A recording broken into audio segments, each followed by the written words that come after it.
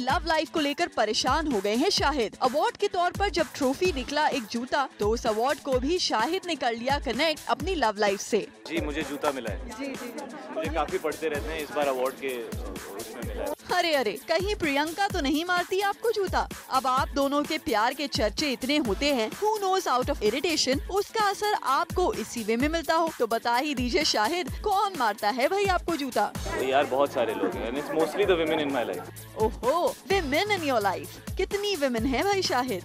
हैं? नहीं, एक टाइम पे एक ही है, टेंशन मत। एक टाइम पर एक ही।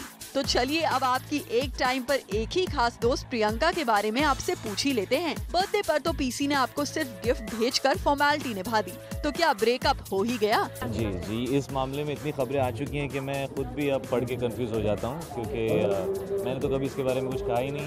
तो लोग जो लिख रहे हैं वो लिख रहे हैं, उसके बारे में क्या कर सकते हैं। आपको मैं मना करूँगा तो आप रोकेंगे? नहीं रोकेंगे।